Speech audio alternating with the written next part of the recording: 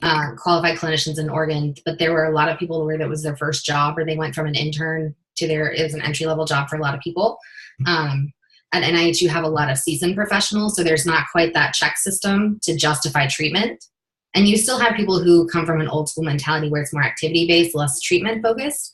But we still develop programs. So like the behavioral health unit that I work on, we have a very clear curriculum for our treatment. So we do have goals and objectives for all of our groups. Not every unit functions the same way, and different institutes have different protocols as well. Mm-hmm. Okay.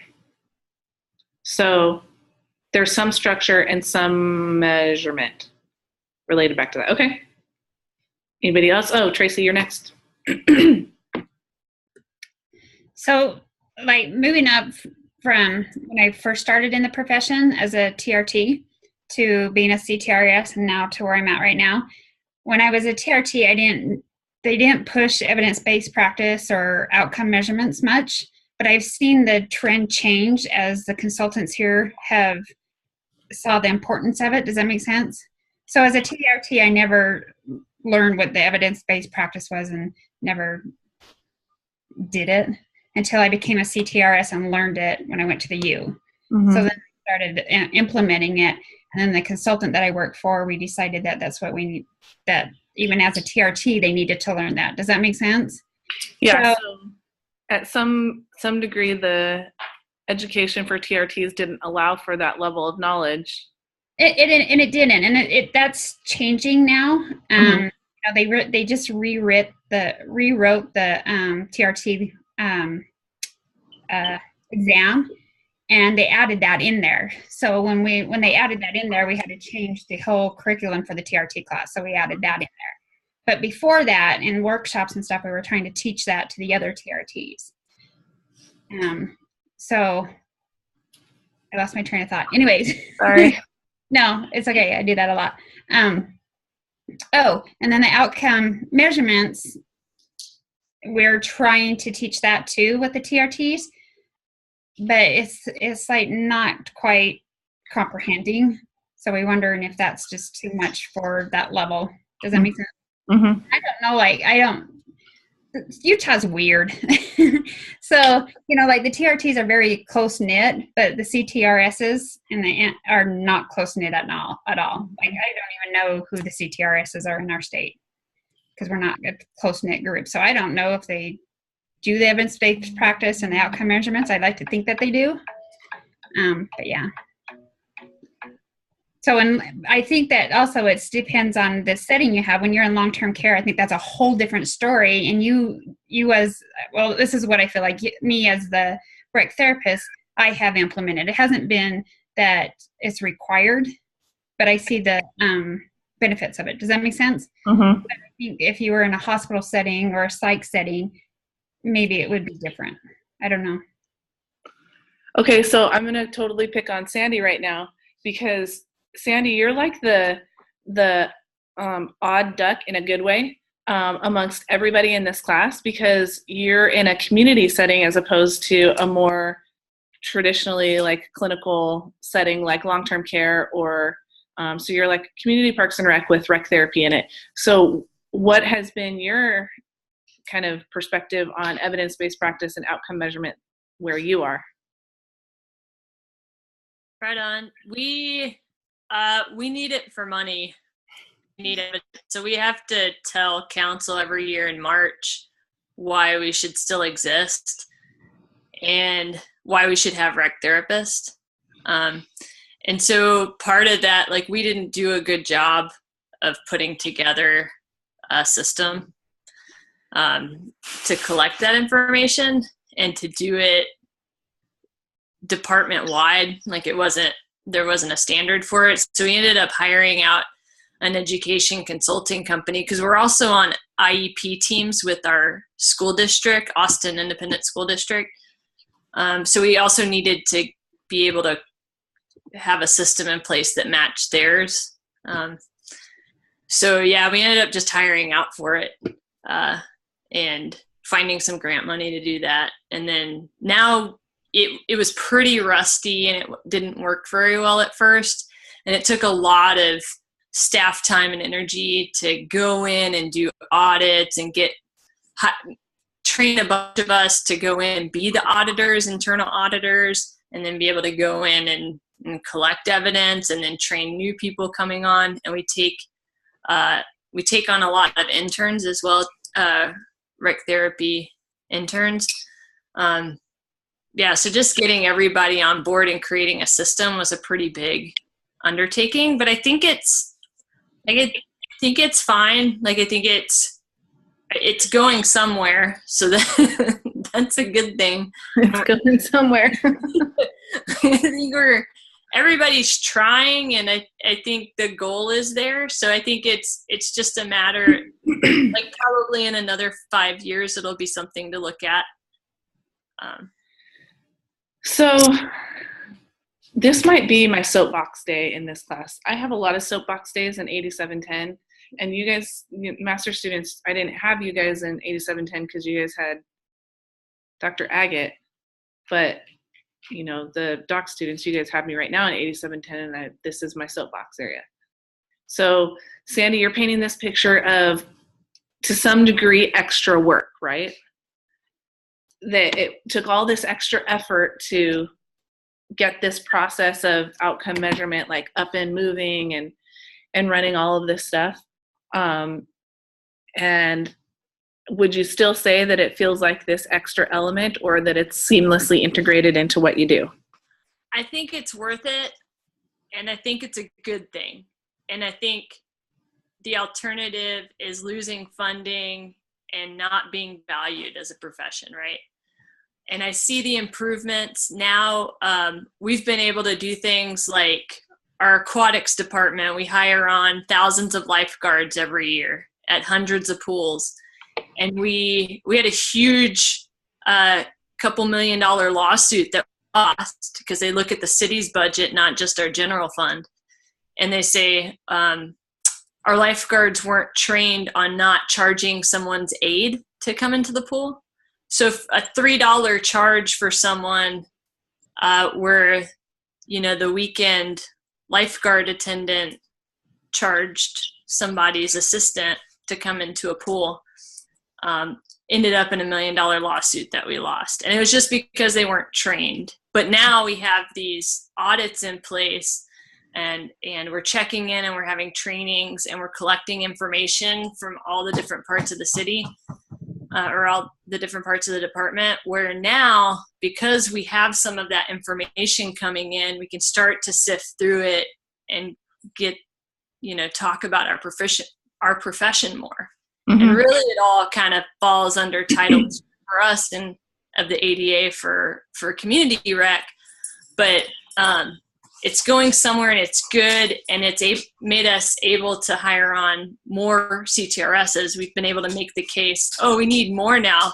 We need a CTRS in every rec center. We need CTRSs teaching swim lessons at the pools, and swim safety. So it's a good thing, but we couldn't do it on our own. We had to hire out for it because it was too much for us to take on. That's all. So I'm going to get on my soapbox here. Okay, let me figure out how I'm going to ask this question.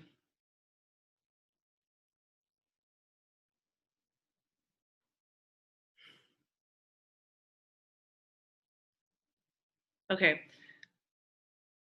It's not a complicated question, but in my mind, it's coming out in like 4 different questions, and I don't want to spray you with these questions. I want it to be one question. Yeah, okay. So why is it so complicated for us to measure outcomes? Why do people say, we see the value in it, we really want to do it, we just don't do it? Why is it so complicated? I think people perceive it as extra work. So a lack of training. Yeah. Yeah, people probably think that they need to have like a research background and need to have like a master's degree or something to pursue it. So it's extra work, it, what do you say? Like training. Like They don't have training, they don't have the knowledge somehow. What is the knowledge required to measure outcomes?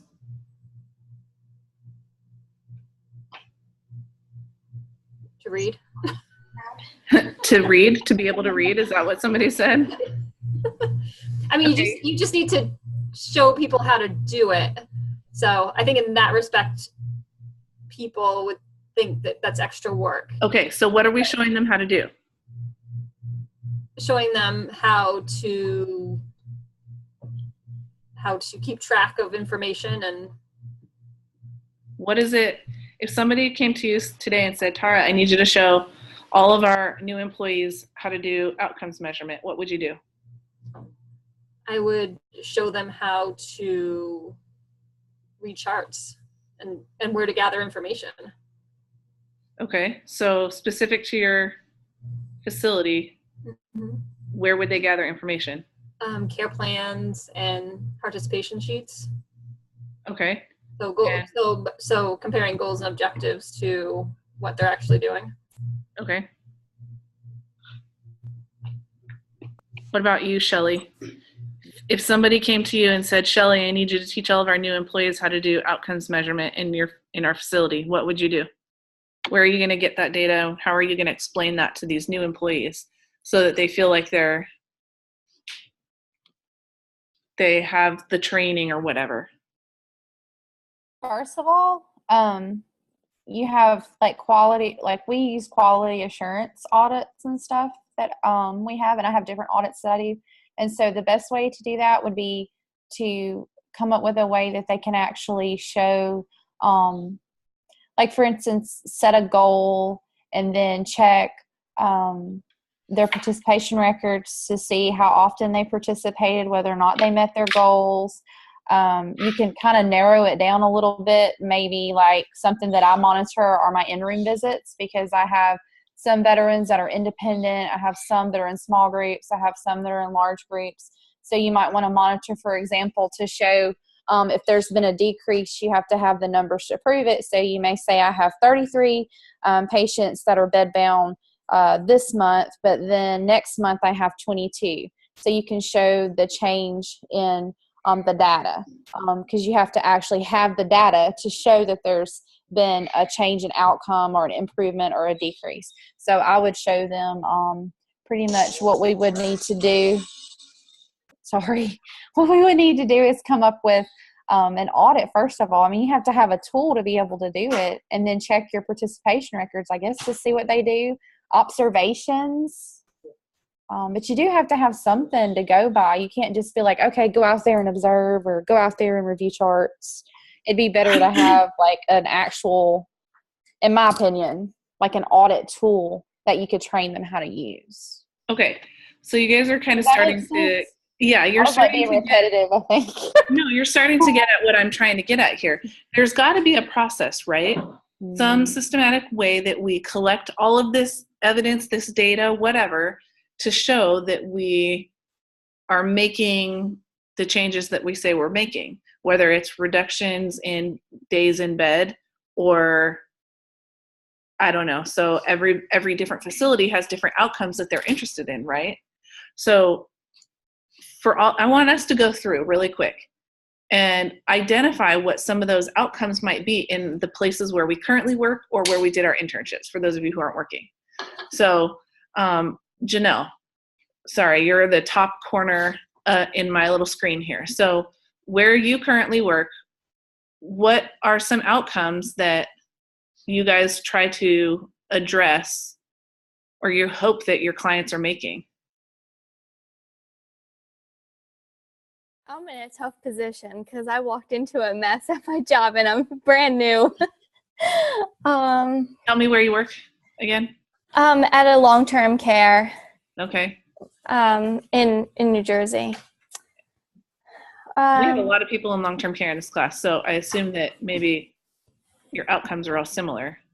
What are the outcomes of rec therapy? Even if they're not happening, what do you think they should be?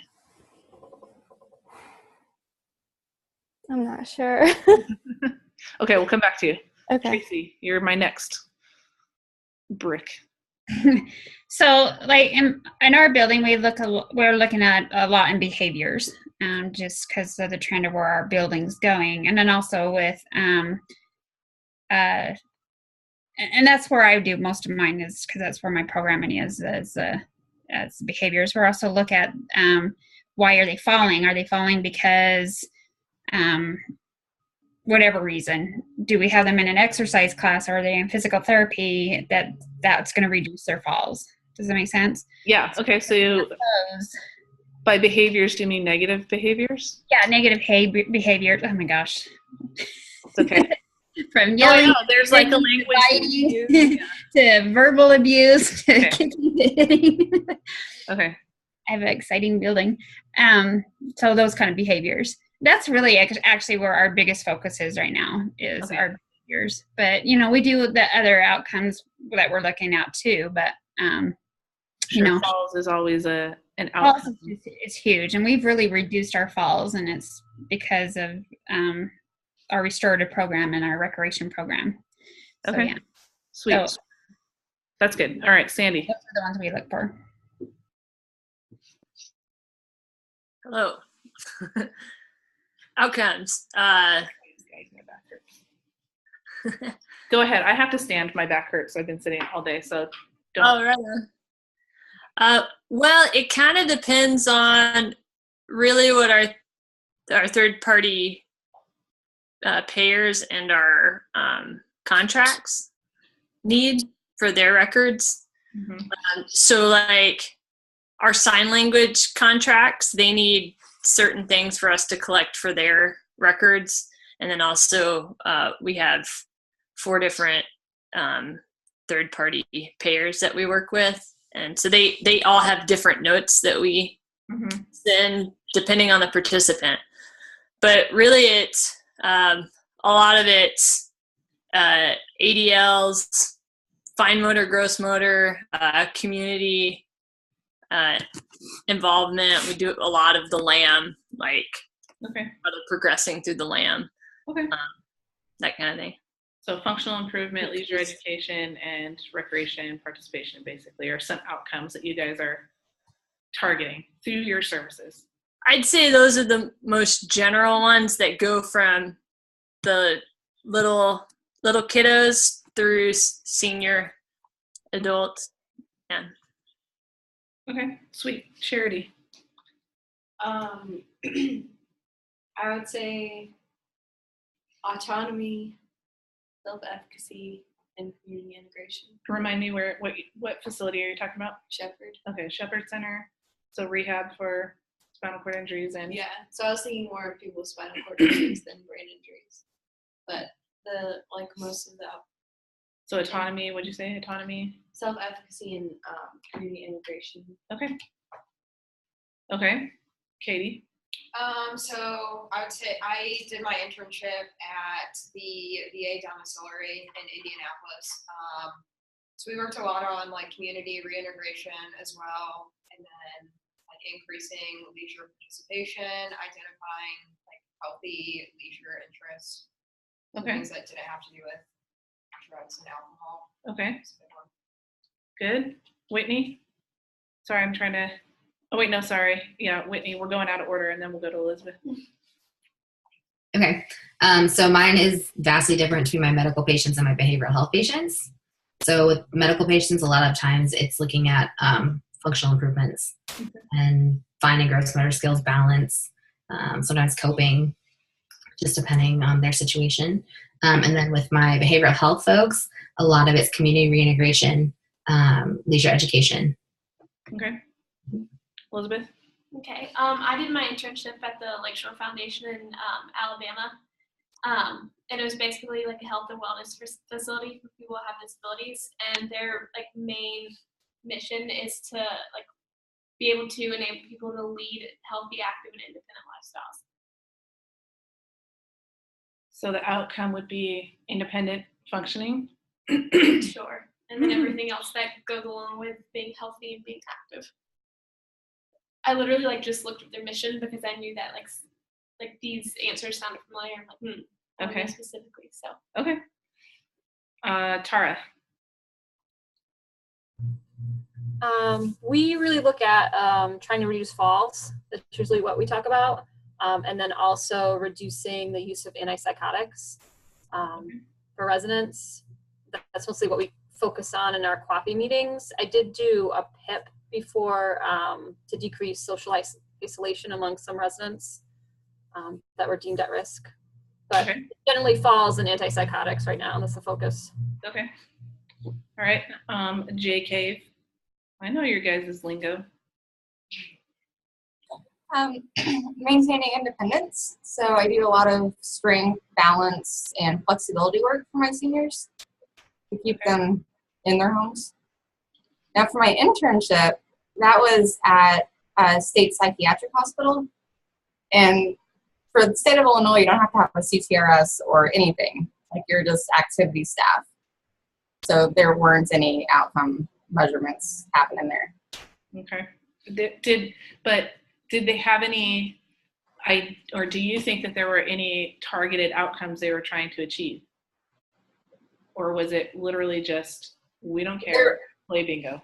There was for the psychologists and the social workers, but not for activity staff. No, it was basically go play bingo.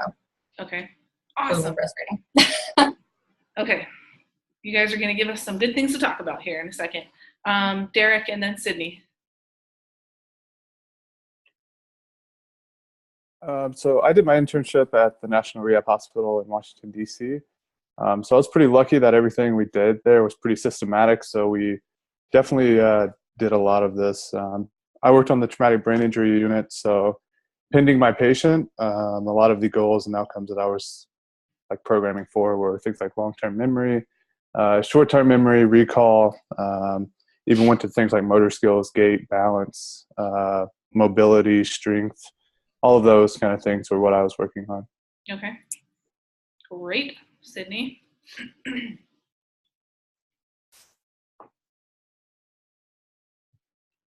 Are you there, Sydney? Maybe not. We'll come back. Janelle, do you want to change do you have any thoughts to add? So I feel like I'm in one of those buildings who we're just activities babysitters.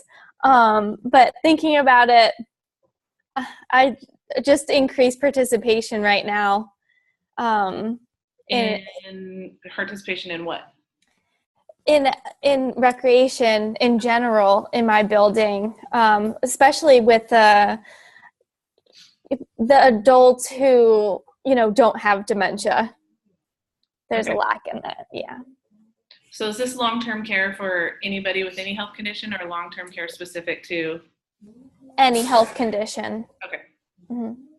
Okay, so we have a variety of outcomes, right, that we think our facilities are trying to achieve. Maybe those are explicitly stated through a mission statement or through individual client goals and patient goals or whatever.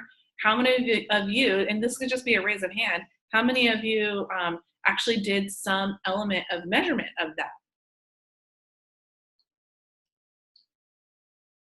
Okay, so almost all of you, almost. Oh wait, Natalie, shoot, I totally skipped you.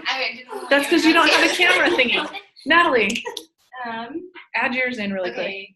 I was at a state psychiatric hospital for an internship. We did a lot of community reintegration, future education. I don't know if attendance counts, attendance to groups. That's the only thing we actually measured.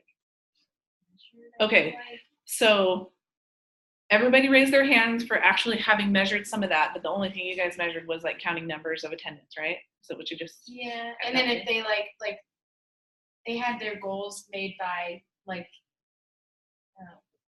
guess their treatment team, and then based on what group they were in, and then each month we would ask them their actual goal. It's kind of a question, and then if they could answer it. Yeah. So, okay, I'm going to come back to, I don't know who said this. Jasmine? Nope, it was either Tara or Sandy. That doing outcome measurement is extra work. All of you guys raised your hands that you're actually doing that stuff. Do you feel like that is extra work? I think it's perceived as extra work. But how would you feel if you weren't measuring any of that? You weren't. So let's use your example. What are you doing to measure reductions in falls? And since that was, you said, the primary thing. Right. How are you measuring that? So they keep track of how many falls each month, and then how many were falls with significant injury. And so at our coffee, just counting numbers. What? It's just counting numbers. It really is. It's just counting numbers. We used to have a fall committee, but that dissolved because we weren't really getting anywhere, because the director of nursing wasn't very receptive to different ideas. So it's not as though we just report on it, but I feel like we're not really doing anything to make it any better. So how? And we're reporting on it because JCAHO requires it. Yeah, so I read your comments. As far as JCAHO is concerned, we're doing great. Yeah, I read your comments in the commentary thing that a lot of what you're doing in terms of outcome measurement is just because you have to because of JCAHO. It's not really because there's any, internal, intrinsic reason for doing it, right? Mm-hmm. So, I mean, if you didn't have to count falls every day, week, month, whatever, would you be like, whew, I got all this free time to do all this other programming or something like that? Is that how you grumbling every time we have the meeting? No one wants to be there. Yeah. So, I mean, it's just something that has to be done. And I think it is perceived as extra work that gets in the way of people actually practicing, so it's rehab staff that keep track of the falls. So I feel it takes away from actually working with the residents. But I agree it's important, but I'm just saying it's perceived that way. Yeah. Okay, so do you guys see what I'm trying to do here? I'm trying to paint this picture that if we can, this is where outcomes measurement and evidence-based practice and evidence-based program design really go hand in hand, right? If we can develop a program that has assessments and evaluations incorporated it into our daily functioning already, it's not extra work. It's not extra to measure outcomes. Now, we may have like these kind of tangent outcomes that aren't related specifically to rec therapy, like maybe falls or something like that, that would be a little bit extra. But when we're saying that our programs do such and such and so and all of this stuff, if we've got stuff incorporated into that to measure that, it's already part of what we're doing, right? It's part of that assessment process and the evaluation element of the API process, right? Yes, everyone should be saying yes. Okay, so and this is what kind of last week's readings and a little bit of this week's readings kind of talk about this element of, well, last week was evidence-based practice and kind of that design piece to it and having theory built into it, and we're hitting that again in this week with theory in terms of relating it to evaluation and then outcome measurement. So I mean, I have some questions. How do we identify what outcomes we should evaluate in our programs? You guys just listed a whole bunch, which sound great to me. How did those become the ones that you guys were told to, or you decided on your own were important to measure? That's what CMS looks at, or JCAHO. Okay, so there's some external body that says this is important, measure this. Yep. Okay. And to varying levels of agreement with whether it's useful or not. Okay. So we have an external bodies determining what is important to measure. What else? How else do we determine what outcomes to evaluate? Like in my case, like the treatment team was kind of making the goals for us, like the rec therapist wasn't really making the goals. So they were kind of telling us what to. Like what kind of goals would they say for you, set in place for you? Well, it'd be like for our community reintegration group, it would be like, what are 3 places in the community that, I don't know, they would just be like, they'd have to name them. Okay, so goals and outcomes are related but not the same thing. So like the broader level outcome element, there would be involvement in the community or community reintegration, right? With some specific kind of like goals and objectives, a little staircase, right? So if outcome is at the bigger top of the thing, and the goals are the things that are going to get you to that bigger outcome. So 3 places that they were able to identify in the community would be a step getting there. But basically somebody told you that's what you had to do. Okay. Anybody else? How did you go select those outcomes, or how were they selected?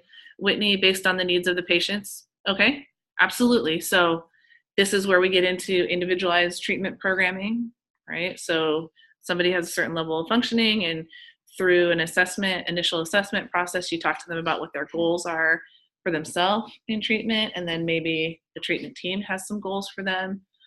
So it kind of all comes together based on what their needs are. Like, yeah, well, I think about too, so like the behavioral health program that I work in, we provide group treatment, but I do an individual assessment for each patient, and they each have their own treatment plan based on their needs. Mm-hmm. So while someone might have challenges with maintaining sobriety through leisure, someone else might have issues with, maybe they need to increase leisure motivation or education on resources. So it really depends. A lot of times it's coping without using alcohol or structuring free time effectively. So I go through, and this is when I took on this unit, I went through all of the old care plans for patients on this unit and looked at, these are just like sample care plans that someone else had done, and looked at what were the common behavioral objectives and goals that people used with this patient population. And I've worked in addictions before, so I kind of have a general idea of what themes are for different populations. And I think it's applied a lot of times in behavioral health, of when you're working in a group setting, especially, and maybe Tracy can speak to some of this as well, folks with schizophrenia, like what are tried and true measures that we know are great interventions, and what are they addressing, and why are we utilizing them? And so I kind of pull from that. What? Those are called practice guidelines. Right, right. Informal practice guidelines. Yeah. And kind of develop the entire program based off of things that we know are common issues for people who have an alcohol use disorder. And then going from that, that's like our broad scope. This is our general program goal. Mm-hmm. And then each week I do a summary of their progress towards their goals. So we're measuring outcomes, but it's not a formal measurement. I mean, our documentation is a formal system, but as far as like sitting down and saying, these are the outcomes that I've measured, like this is what I found, there's no process in place for that. So how do you know when you've achieved that program goal? For me, it's looking at each week, the per patient. Like if we have, say we have 10 patients on our unit, and I mean, taking away all the barriers to them engaging in treatment with research, like if they're all participating and attending groups and engaged, are they identifying 3 new sober leisure interests that they can pursue in the community when they leave? And do they have a plan in place? So we try to do a tangible product that they take with them, so they have something concrete. And it's not just discussion based, so that they have something, and we can say 5 out of 10 patients have a tangible plan for how they're going to structure their time outside of work. And these are the resources they're going to utilize, with like the bus route or the metro route or the phone number, how much it's going to cost them. And then we have that as our like tied into program goal of at least 50% of patients will leave with a leisure transition plan. Okay, so that is outcome measurement. That's not nothing. And you're describing something that is built into the way that the program already functions. And so it doesn't seem, from what you're describing to me, it may not seem like you're doing some big capital R research type of a thing that could then be turned into outcomes research type of thing, but you are. It's already there. It's just kind of, it's not secretly there, but it is like secretly built into your program already. So there's not this extra, like if you didn't do that stuff, would you feel like you're doing your job? No, because I'm data driven. So that's a personal thing, and maybe a site where you work thing too. But it seems like if you didn't gather that information, you know, their 5 sober leisure activities or whatever, you would only be doing half of the job, or, you know, some portion of the job. That's how it should seem. That's how kind of seamlessly integrated this outcomes measurement element should be into rec therapy practice, that if we didn't do it, it would be so clear that we're not doing our job. because then I wouldn't be able to know whether or not I was achieving the goals that we said our program achieves, right? So I do a lot of programming work and stuff with veterans, with veteran programs, and they all say, come to my program that I can reduce your PTSD and increase your quality of life. Okay, well, how are you measuring that that's actually happening? Well, it dang well help that there is some measure of PTSD symptomology, right? Before you come into my program, you come here for 6 weeks, you ride my horses, and then you leave. And at the end, I'm going to have you measure your PTSD symptomology again, right? And if I'm really on top of it, I'm going to contact you in 6 months and measure it again and see if those changes are sustained, right? That should all just be a normal part of my program, such that if I didn't do those measures of PTSD and quality of life prior to my program, afterwards, and a follow-up time point, that it would seem like, oh crap, I forgot to do my job today, right? That's how it should seem, so that it's not an extra, it doesn't come across as extra, it is our job, right? How would you know that you're decreasing PTSD, increasing quality of life, if you didn't measure any of that? How would we know that we were decreasing falls and reducing negative behaviors if we didn't measure any of that?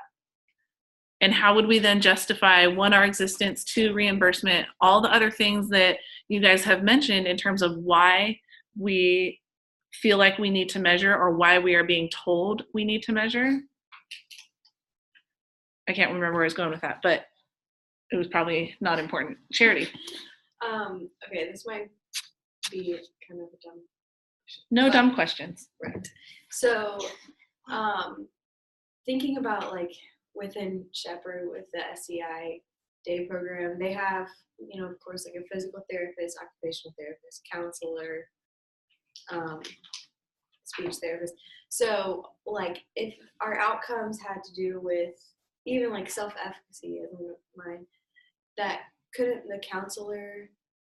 wouldn't the counselor have an outcome measurement for that? Or like, I hope so. So what I'm trying to say basically is, it seems, in thinking about how Shepherd does it, it seems that all of the outcomes that like we aim to reach are also achieved like in one way in another practice there, another therapy. And that's okay, right? So one of the readings made this comment that the outcomes that are targeted by rec therapy services should align in some way with, if you are part of an interdisciplinary kind of approach, should align in some way with the overall facility goals.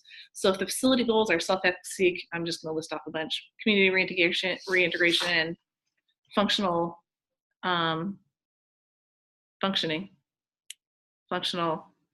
skills improvements, whatever, and PTs are working on that, OTs are working on that, well dang, RTs should be working on it too, right? Because I mean, this is a question, I mean, do you guys think that there's any one approach, one service, whether it be PT, OT, RT, speech, whatever, that can address all of that on its own? No, but No.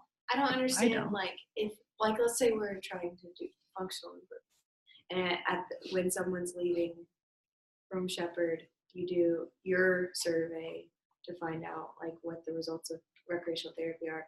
The physical therapist does theirs, and we've both been working with that person for the past few weeks. So it could be that we did nothing, but the physical therapist did everything, or vice versa. And so, like, it doesn't seem like a pure way to measure something. So it just depends on how you are able to develop those measures. Are you using the exact same instrument to measure that that functional? What did you say? Functioning? Functional improvement. Functional improvement. Okay, let's just say it's physical functioning. Yeah. Okay. Well, clearly a PT is going to have a different impact on physical functioning than RT would, right? It's the same outcome. We're taking two different roads to get there. Okay. So they're going to do, I'm going to totally bash on PT right now. Okay. So somebody's got a shoulder injury, and I know this is not what Shepherd does, but okay. So they're going to do 10,000 band repetitions with the PT, to work on getting that band repetitions. Is what I had to do when I did rehab for my shoulder. Those band repetitions. Okay. Doing the band movement and all the different band work. I hated all that stuff. Okay. What are we going to do? We're going to take them fly fishing, and we're going to do the same movements with the arm, but all that stuff, right? So when we go to measure the changes in range of motion, it is likely that the outcome of change in range of motion is going to be, we're not going to be able to see what made the bigger difference, the band repetition or the fly fishing. You're absolutely right. If we wanted to tease that out, we would have to do things like have a control group, and this description in one of the articles that described the gold standard, right, the randomized controlled trials.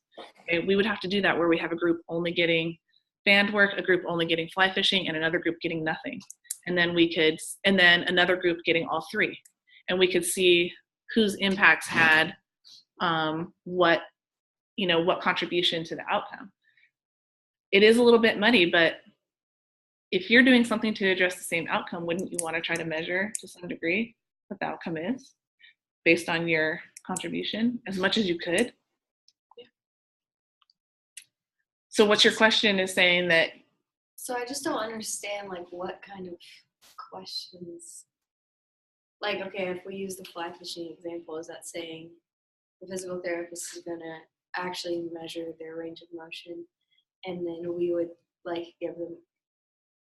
we would actually measure their range of motion while they're fly fishing, or something where it's not while they're fly fishing. The outcome is range of motion. So yeah. You would just do whatever is probably a PT assessment that has to be administered by a PT in order to measure that, because that's kind of starting to cross the line in our scope of practice, right?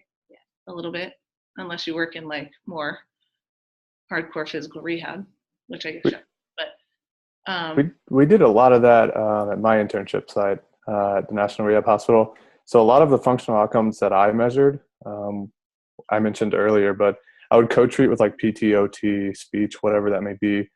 So if I'm measuring shoulder mobility or range of motion or something like that, I would do bocce ball or something like that from a standing or seated position. And the PT or whoever I was working with would measure my outcome, so to speak. And I would kind of chart that as myself.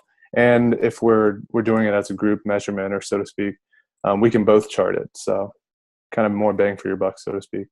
So the PT was kind of using the activity that you were doing, bocce ball. Right. And measuring and charting the change in, for example, range of motion as you were doing the same thing. Were you charting for range of motion as well? Yeah. So at the National Rehab Hospital, PT, OT, and speech have to get their time in with a patient regardless. RT isn't mandatory, so to speak. Patients can decline any activity or program that you were doing. So a way to kind of overcome that, because patients will have such long days and then they're exhausted by the time RT comes around. So a way to kind of alleviate that was just to co-treat with others. So both of you can get your time in. RT wouldn't bill, so it was a good way to kind of jump in with others, catch patients while they're attentive, working in the traumatic brain injury unit, and work on functional outcomes, which kind of made my life a little bit easier. So if you hadn't have been there as the RT doing the cool activity of bocce ball, what would the PT have done in order to be able to chart the treatment for improving range of motion or whatever? If I weren't there, I wouldn't say I was the fun and cool one. I mean, things were my activities were still strenuous, and although they were fun, I was still trying to reach functional outcomes. Mm-hmm. So that was kind of I thought it was overblown saying that I was fun, because some people didn't think it was fun by the time I was done with them. But if I weren't doing an activity and PT wasn't with me, they would be doing something other that they had planned out for that specific patient. It was much more of, kind of that kind of thing. It was difficult to coordinate though. PT and OT have things with patients being there for 6 or 8 weeks, have their regiment planned out 2 weeks ahead. So you really had to get ahead of the 8 ball, so to speak. Yeah. So co-treating is really different. I think a different experience. I think that's what you're getting at is, similar outcomes, maybe the same treatment activities addressing those outcomes. I don't know if I answered your question. You did. Okay. So going back to the main question in terms of how we identify what those outcomes are to evaluate, does anybody else have any opinions or thoughts they want to throw in on how those outcomes you were told or you decided what those outcomes were? One thing that hasn't been discussed yet is if your program is based on a theory, and that theory has elements in there that speak to the outcomes of that theory, you should measure that. So I think I've painted the picture to you guys of the core and balance model of family leisure functioning, right? Did I do that in this class or a different class? It's all blending together this semester. These two classes are totally blending together. So I'll just do it again really quick. I'll share my screen on a little whiteboard. See, now I feel like I wasn't doing in this class because I made sure I had a good color font because somebody had color blindness, and that's not in this class. It was stats. It was in statistics. I've done it in like 10,000 classes. So. Because one of the guys in our class was colorblind. Yeah. And I inappropriately used red font, and he's like, I can't see what you're doing. Oh. Yep. Way to go, Dr. T. All right, core and balance. Can everybody see the blue? No, I feel like I have to double check. I can make this fatter. This is a dotted line. This is hard to do on a trackpad too. This is not a dotted line. Okay, now I can type. All right, so this is family leisure, and this circle represents family functioning. Okay, so family leisure is made up of two different types of activities, core activities and balance activities. Okay, so core activities are things you do every day, close to home, consistent. These are like routines, traditions, rituals. So eating dinner, family dinner, raking up the leaves and playing in the leaves in the fall, jumping on a trampoline, shooting hoops in the driveway, making cookies, watching TV. I mean, all the stuff that you do home-based all the time type of stuff. Balance activities are the not home-based, more in your local community and far away. They don't happen all the time. They take more time and resources to make happen. So these are things like outdoor adventure type things like biking or, outdoor rec, camping, hiking, hunting, fishing. Family vacation totally falls in a balance thing. Does this happen all the time? No, it takes a lot of time to plan. That trip to Wally World and a lot of money potentially, all that stuff, okay? So there are two types, and every family needs both types. Together, core and balance make up the entirety of what we call family leisure, right? So then family functioning consists of cohesion and adaptability. So cohesion is how well your family works together as a unit, and adaptability is how well your family kind of rolls with the punches of life. So together they make overall family functioning. So this theory, which is called the core and balance model of family leisure functioning. That's a lot. We just call it the core and balance model. Okay, so what this theory says here is that core activities, gotta go back to my pencil. Core activities, because they're consistent and our routine, meet the needs for developing a family's cohesion, right? So cohesion is how well you work together, and things that contribute to that are things you do all the time, and you need consistent all the time activities happening in your family in order to be able to develop those routines and things that contribute to your ability to work together. Balance activities generally tend to meet the needs for family adaptability. So because they're challenging, they don't happen all the time, it takes a lot of time and effort to plan these things and go on these things and implement these things. They challenge families' ability to roll with the punches, right? So I really love using the National Lampoon's Trip to Wally World movie. Have you guys seen that? Okay, way past some people's generation here. Okay, but for those of you who know what I'm talking about, they plan a big trip to Wally World, and all along the way, every bad thing that could happen in their trip happens. Flat tire, whatever, crash in the car, all types of things. Christy Brinkley goes by in a Ferrari or something like that, right? Is that this one? Yeah. You guys should go Netflix it. And then they get there and it's closed, right? So families that do a lot of core, because they can work together well as a unit, when things go bad, does that destroy their family? No, because, well, families that do a lot of leisure together, doesn't matter which one, but leisure together, are able to deal with it when things go wrong, right? So they get to Wally World, it's closed, and it's not like, do they punch Wally World guy in the nose? Yes, they do, but they're able to make it still happen. It doesn't destroy their family. Families that don't spend any time together, they can't work together, they can't be flexible. When things go wrong, it totally destroys their life, right? Everything gets worse. Okay, so if I'm working with families and I have a family leisure program developed on this theory that is telling me that I should help families increase their leisure involvement together, what should I measure as an outcome? Cohesion and adaptability. That's two things I should measure for sure, right? What else should I measure? Yeah, core and balance.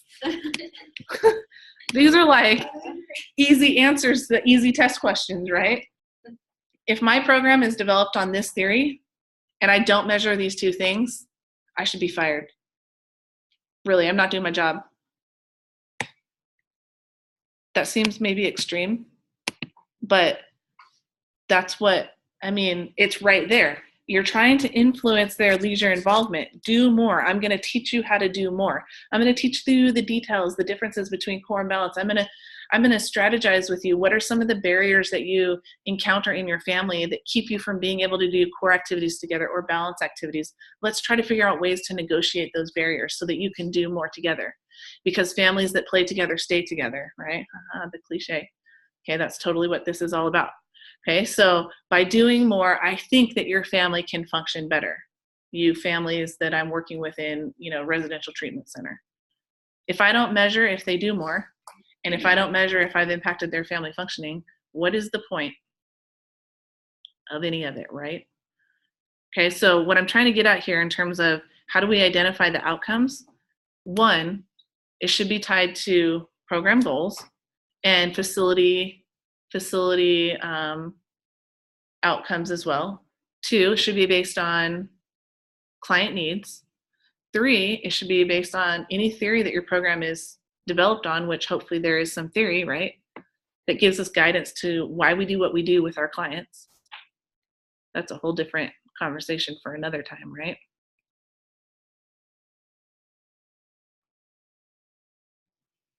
What else did we come up with as to where we get our outcomes from? Was that it? Theory, facility goals, client needs. Is that it? Those are 3 major ones. Okay. So I'm totally on my soapbox right now about outcome measurement and the use of theory.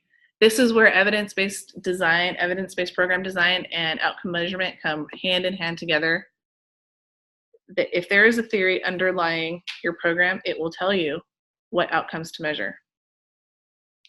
And if you don't measure them, then you're not doing evidence-based practice. Well, you're only doing half of evidence-based practice. You're not doing your whole job. Now, if you design that program on that theory and you can incorporate those measures into your assessment and evaluation process, you're just doing, it's the normal part of your job. It's not extra. It is your job as a rec therapist. Any thoughts before we take a break?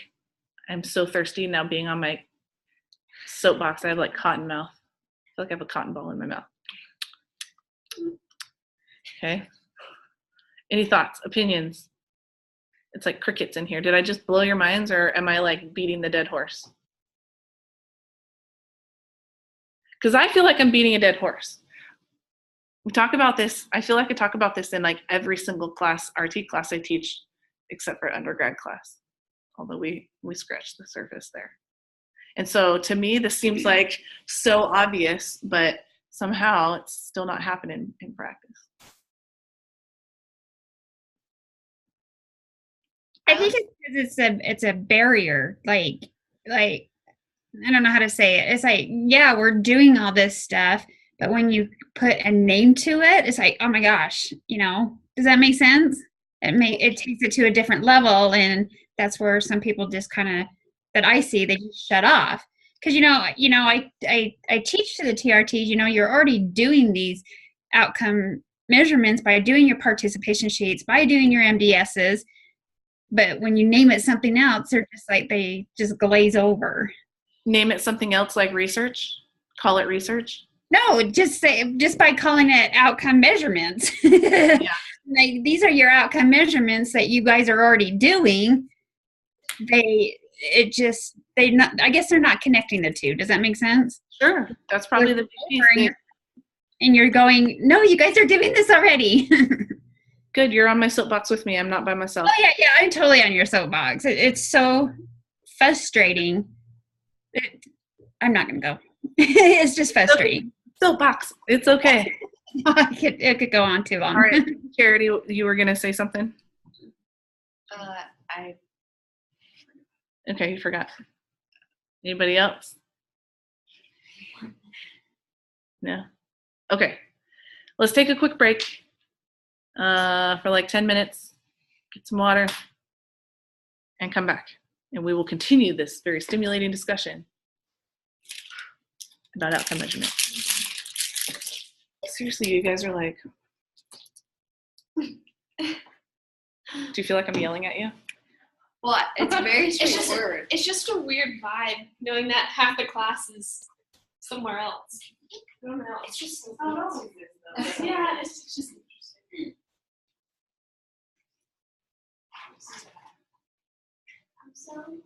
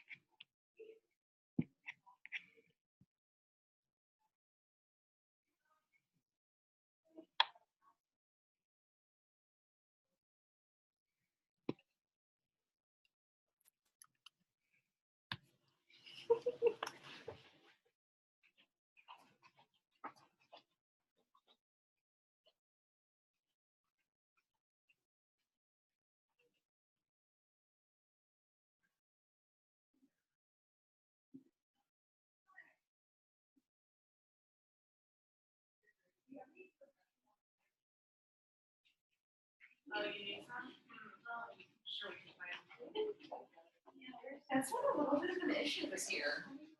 It wasn't last year, but I've seen it this year more. Maybe I just was not like I think you showed me some parts today. There's one Yeah. tool that's like so straightforward. That's really like. These are my, I'm so sick of tired of grading that I posted like a billion memes all at once on Facebook and What did you post? on Facebook last semester. I did at the end of the semester. On the folder. Yeah, they're in a folder. It's for everyone.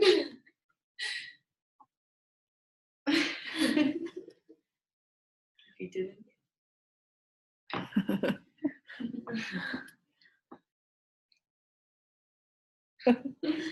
They're all so true.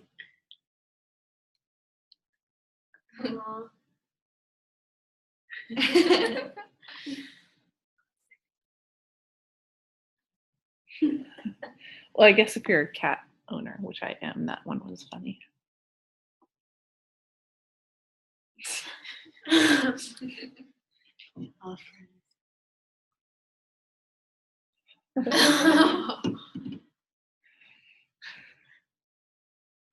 This one's my favorite. Yeah, that's a good one. For sure, that's my favorite one. These are all things I wish I could say to students. That's what these should be. Grading memes with things I wish I could say.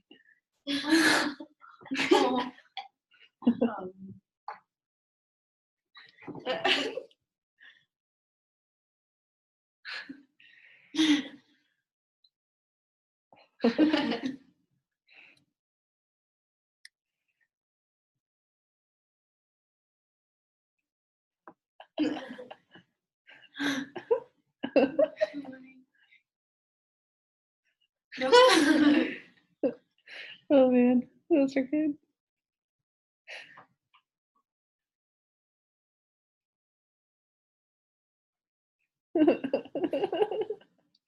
I laugh at these probably more than you guys.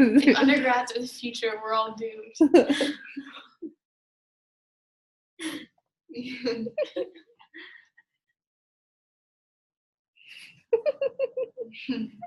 I feel like they don't even know how to access the comments sometimes.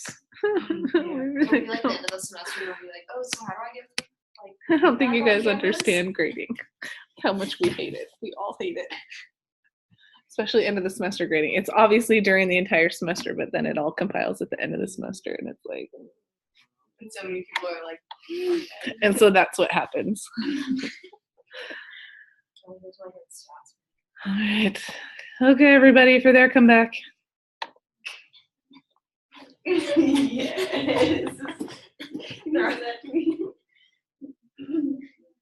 I answered every question and they're all just going in their own place.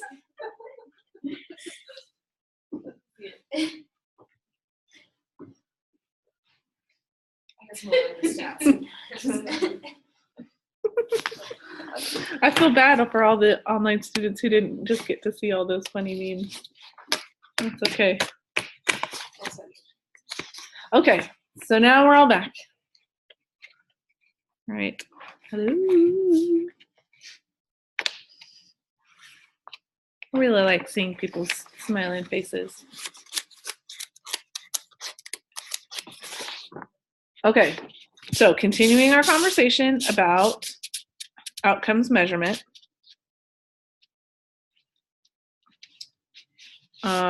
We've talked about how to identify what outcomes to evaluate. So who should be evaluated? Who's contributing to where we're getting this data from?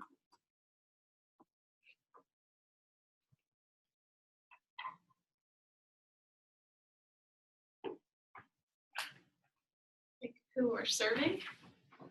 Okay, our clients. Yeah. That's where we get data from. Who else do we get data from in the process of outcomes measurement? I mean, it really depends on what your outcomes are, right? But some of our outcomes measurement has to do with like performance evaluation, right? So who would be our data points in something like that? Other facilitators? Staff? Other rec therapists? TRTs? Whatever? You guys know what a TRT is, right? I assume it was like a tech. Okay. It's only in Utah. Tracy, Utah's not weird. I mean, I lived there for 10 years, so I understand it all, but it's a level, it's like an assistant rec therapist. You don't have to have the full 4-year degree to get a TRT, but it's part of the licensure options in Utah. So it only exists there. So, but yeah, other staff. So if you're doing performance evaluation, kind of tying that into program evaluation, other staff members could be data points. I'm trying to think of an example of maybe of how you would do that. If anybody has one, feel free to chime in.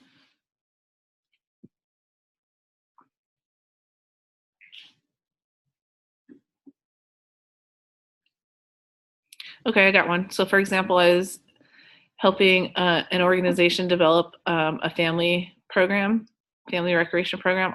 It was a community rec organization, and they just did individual programming, and they wanted family involvement, and they didn't know how to do that. So I did a needs assessment for them. So I interviewed all of their staff members and got their perspective on it, and then developed the program, and we implemented it. And so at the end, when I was evaluating the outcomes of the program, obviously I had the families themselves give me some data, but then I also went back to the staff members and asked for their input on it as well, so that I could have a more holistic approach to the feedback, to the evaluation of the program.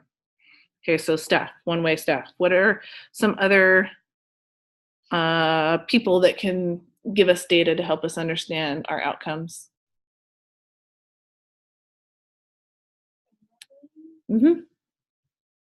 Family members, spouses, parents, whatever. So other stakeholders, all are important components, and who should be evaluated. It's not just our clients in outcome measurement. It predominantly is our clients, but it's not just our clients. Okay, so last question, how do we collect our data? How do we go about gathering this data that we use and that we call evidence to understand our outcomes? What are all the different ways? There are many. 3 main ways, though. Evaluations. I feel like that's really broad. Yeah, so assessments and evaluations. So some type of, paper or, something where you give them tasks to do, like a functional, like the FIM or something like that. And you rate how quickly they can walk 10 yards, things like that. Those would be assessments and evaluations, yes. So a quantitative measure to some degree. What are some other ways that we collect our data? Observation, staring at them. Staring at them. As they do something, just to not in a creepy way, but yes, observation, right? So if, for example, Tracy, this negative behaviors thing, how would you guys measure that?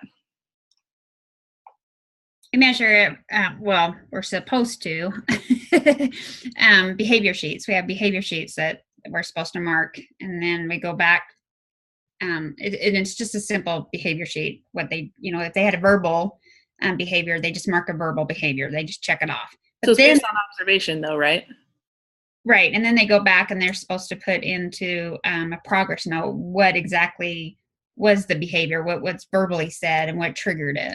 So at the end of your rec therapy sessions, this is part of your documentation where you would get out that behavior, or this should be the way that it happens. You'd get out that behavior checklist and you'd go through and say yes, no, yes, no, yes, no, based on what you observed during the session. Right. But then it's also for the whole, it's just not for just me, but it's also for the whole building, because, I'm not there 24/7, but I want to see, they're reducing their medications, their psych medications. I want to see why and when they are doing behaviors. Are their behaviors during an activity, or is it after an activity, and what time of day, so we can figure out what their triggers are. Mm-hmm. So yeah, I want them just to mark on a behavior sheet Mm-hmm. in or out of an activity. But yes, I have my own. Mm-hmm. Okay. Great. Janelle, yes, interviews. So what are the different types of interviews that we could potentially do with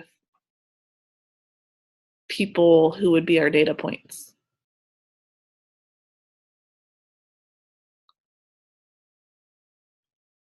Can you pull out their whatever their assessment form was and just kind of like go from step to step?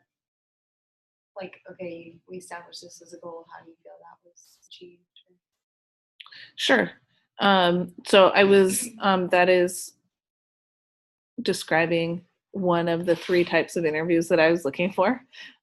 So we have structured, unstructured, and semi-structured. So what's the difference between those 3? So what kind would that be, what you just said? Yeah, because it pertains to kind of what they put on. It has a direction, but you ask them open-ended questions and allow them to kind of go wherever they want to go, but the questions already have some structure to them. So that's a semi-structured. What would be a structured interview?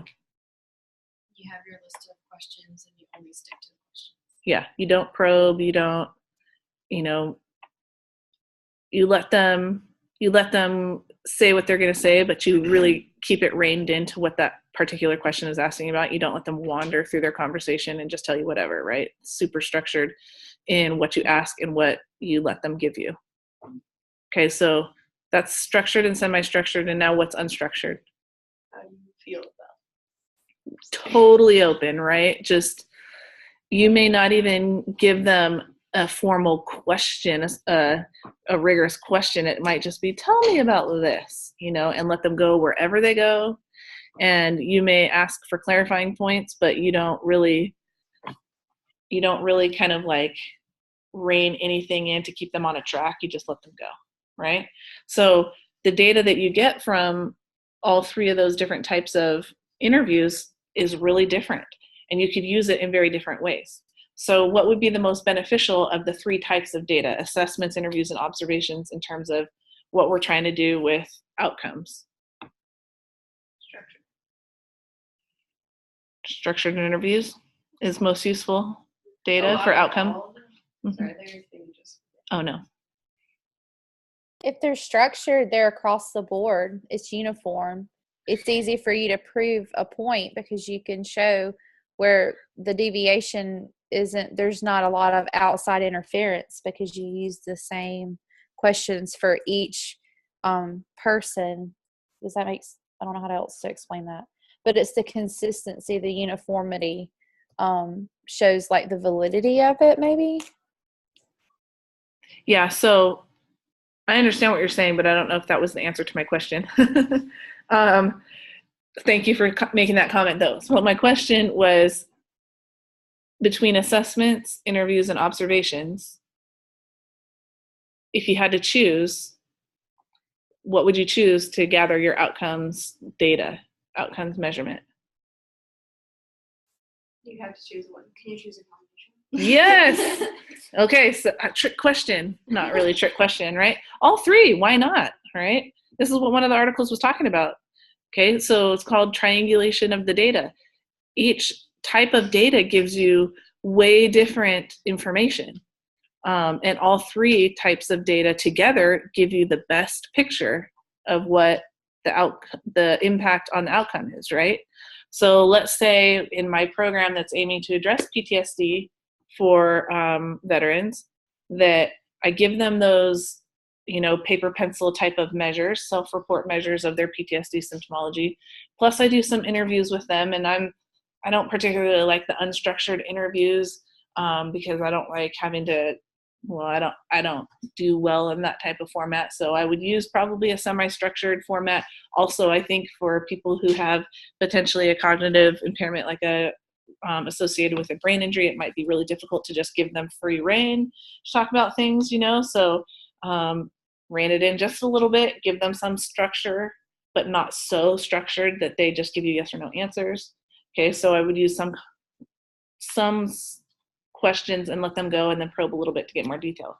Okay, so I've got a paper pencil thing, I do some interviews, and then we go out, we do an activity, and I watch how do they respond in open, crowded settings. I know that that's a situation where people with PTSD don't do well. So is this person hyperventilating? Are they being triggered by smells, sights, sounds, whatever? Okay, I'm making notes of all of that stuff.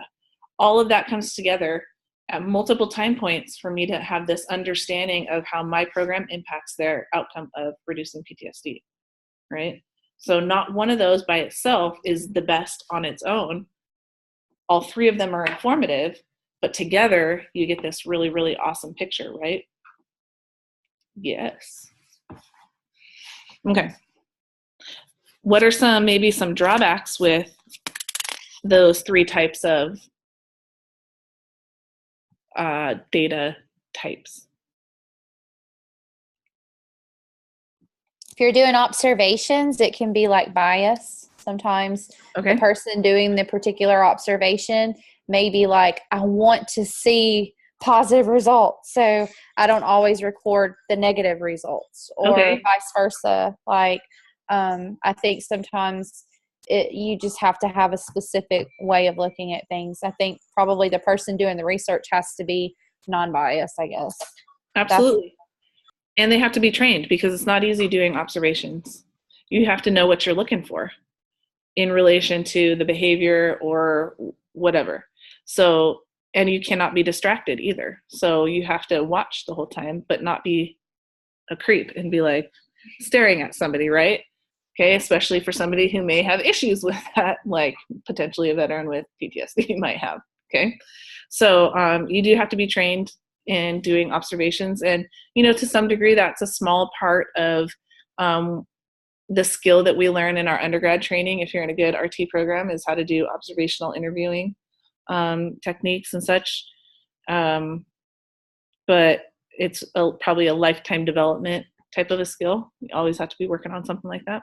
Okay, good. What are some other challenges to our data collection types? Katie? And interviewing can be really time consuming if it's not already part of your assessment process. Post-assessment. Yeah. And also one of those things where you just got to develop that skill. We learn it like this much in our educational programs, maybe like that much actually. How many of you guys in your assessment class learned how to do interviewing? One. You learned on your internship? Real quick. Yeah, because you had to do it, right? It was part of the job to some degree. Yeah, I didn't learn how to do interviewing until I was a master's student. And so as part of a research class, not as part of any skills class. Okay. All right, Whitney, when you're so old, you didn't have an assessment class? Oh. So were you back in the day when it was 4 RT classes or something? We had 6, but we didn't have assessments. Oh. Well, that might not be about an age thing. I don't know. Western has a pretty robust curriculum. They have it now. It just at the time we only had PEG. So yeah, limited on classes. Can only teach so much, right? I was the sole RT faculty at Ole Miss and taught it all, and that was not fun. All right. Okay, so yes, super time intensive. Doing all three of them can be super time intensive, right? So if you don't consider your initial assessment phase done until you've done some type of quantitative measurement plus some interviews plus some observations, how long could that take you to get all that information? Days, weeks? I don't know. It depends on what you have designed there, but it's not like a one-time sit down and get it all at once type of thing. So that definitely factors into how much data we collect at different time points. What are maybe some challenges to using assessments for data collection?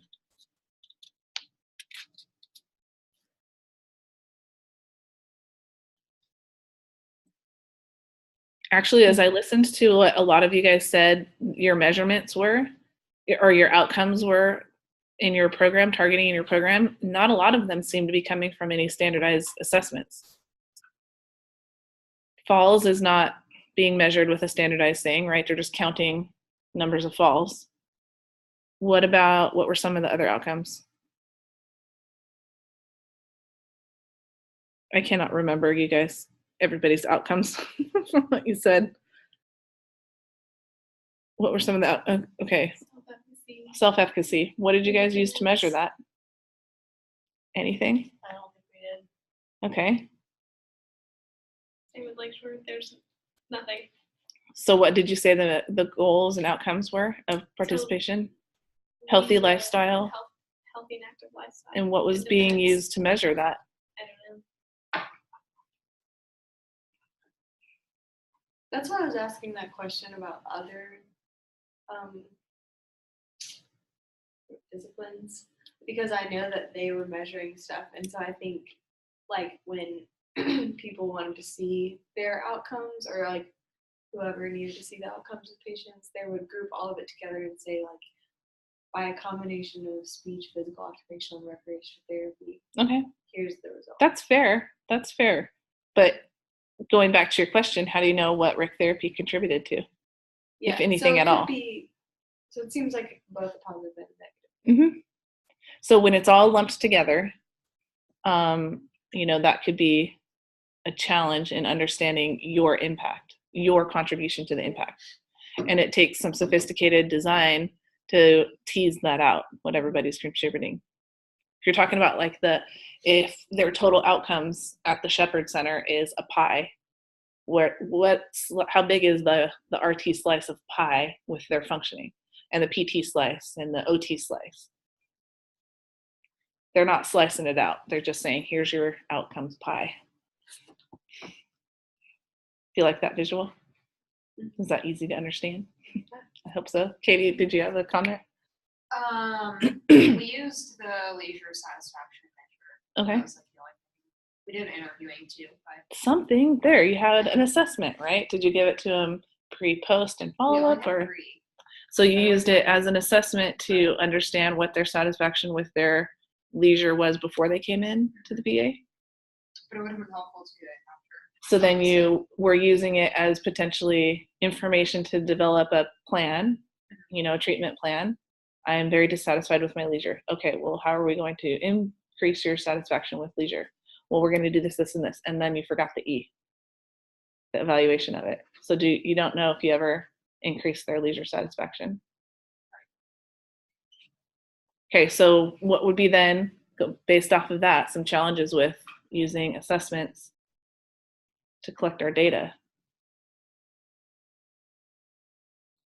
If we don't non-interviewable people that have different disability levels. So maybe one person can you're talking about assessments. Never mind. Forget it. I'm thinking like interviews in my head, so forget That's it. okay, but that's true. Also, people's ability to contribute to the data. So if you're doing interviews, but you're working, well, I guess this could be on anything, but interviews or assessments, and you're working with people with severe cognitive or intellectual impairments to some degree that they couldn't contribute really to, they can't fill out a self-report questionnaire, or they aren't able to engage with you in an interview, then that would certainly impact your the quality and validity of your data. But going back to the assessments and the challenge with that, if we don't collect all the data at all points, we can't ever say that we're measuring outcomes. You did an assessment, which is great, and you used it to impact your program planning. Fantastic. But then there was like one piece that didn't happen, so you can't call it outcomes measurement. Half the job, right? Sorry, I don't mean to like totally highlight you as like, yeah, I don't mean to like, but do you see how it's already, you have it incorporated into what you were doing already, right? Like half done the work, but not. It'd be easy to do it. Yeah, how difficult would it have been to do that one last measurement? Right. Or one more measurement following, how long were they in your program for? Yeah, they're in the DONS for a while, right? Yeah, so let's say you do a pre and a post, like 3 month difference, and then once they discharge, you track them for 3 more months and do it one more time. So you're able to see how you impact it, not just while they're in your program, but after they leave your program. So it is challenging in terms of gathering this data if you want to do something once people leave your programs. But man, talk about outcomes measurement. It's not just about the impact that we have on our clients while they're in our programs, but for those clients who leave our programs, maybe not so much in long-term care, but in some of our other programs, after they leave, don't we hope they maintain any changes that they make in our programs? That's the whole point, right? We don't just want to improve functioning while they're in our programs. We want to improve lifestyle their entire life, right? So we want to impact their leisure lifestyle over their whole life, not just while they're here. We have to continue to measure that in order to have that knowledge on the outcomes. Okay. So, why does any of this matter for a consulting and program design class?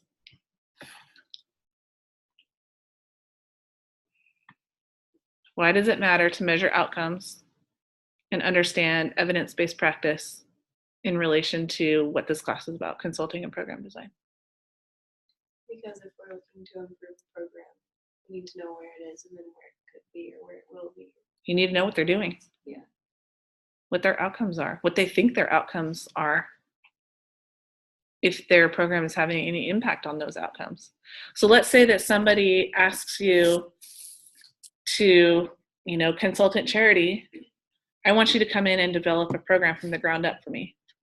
I want you to develop a yoga program for my veterans at the veterans home down the street.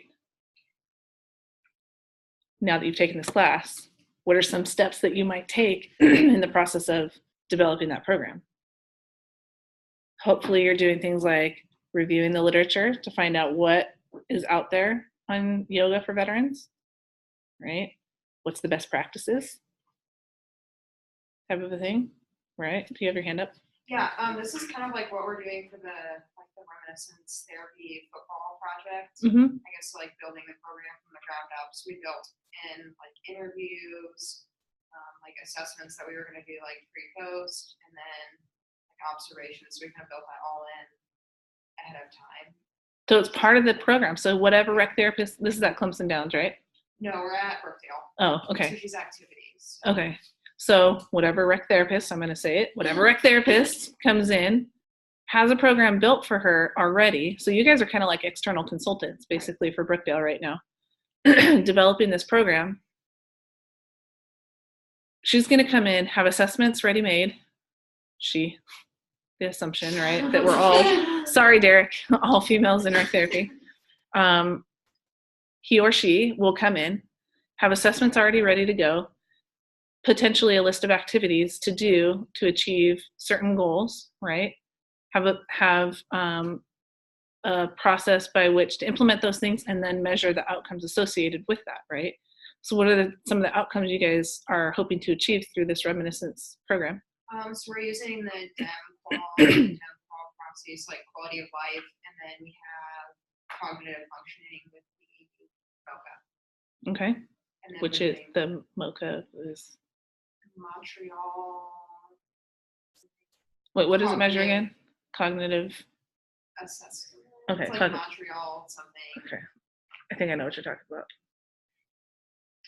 Right, because the reminiscence theory is meant to impact cognitive functioning in older adults. Okay. So quality of life and cognitive functioning are your outcomes. And you have measures for both of those and a series of activities that should help impact that. All the protocols. Yeah, so like you were saying, like we have the whole package pretty much for her after we.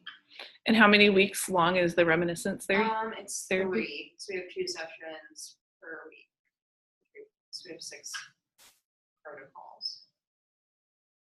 So is there any, how many time points are you measuring? We're just doing pre and post, so like before and after, and then we're doing observations every session. We're doing the interviews afterwards, and then we're doing the assessments pre and post. So you'll be able to see to some degree what the immediate outcomes are associated with this, but you won't be able to see long-term outcomes, right? Because there's no follow-up to the post-test, right? Okay, so again, really fantastic example, okay, of how a consultant could be asked to come in and say, I need you guys to develop a program based on whatever. Well, I want something for my older adults. I want something for my veterans. I want something for this. Here's some of the issues that they're dealing with and that we're dealing with. Develop me a program. I hope that after the course of this class, and specifically this discussion, that you could go and choose appropriate measures based on identified outcomes for that program, whether you're the one who identifies those outcomes or in consultation with your client, aka the program director at whatever facility asked you to come in and do this, that you could identify some outcomes. This would likely entail a level of reviewing of the literature. Did you guys dig through the literature to see what's out there on reminiscence theory? Yeah, we looked at like reminiscence therapy, sport and reminiscence therapy, like how many people should we have, what kind of setting should it be, how long should it be? Evidence-based, right? Yeah. You guys didn't just like pull all this stuff from the random tree, right? Yeah. I hope not. We did not. I know not. I know who's involved in this. I know that's not how it goes, right? But how often does that happen? Ooh, my boss came to me and said, I've got, $5,000 to develop a cool yoga program. So I'm going to develop a yoga program. And I really like yoga. And so we're going to have candles and, okay, I'm being obnoxious, right? But how often does this happen where there's no work like what you're describing you guys have done to go into the development of a program, and then it's just implemented with no plans for what the outcomes are, no systematic way to impact those outcomes, no systematic way to measure those outcomes?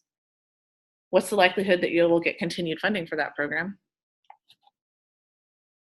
Not good. What's the likelihood that you would actually have any impact on any element of functioning? You might have impact. You don't know if it's good or bad. If it's good, I would say that you're pretty lucky, right? How many of you think that, well, let me rephrase that question.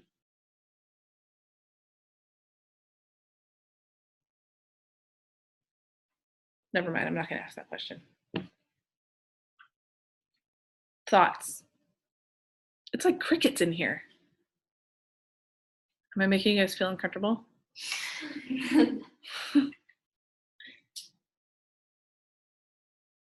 Am I just like saying, am I speaking German right now? No comment from the peanut gallery. I don't know what to think.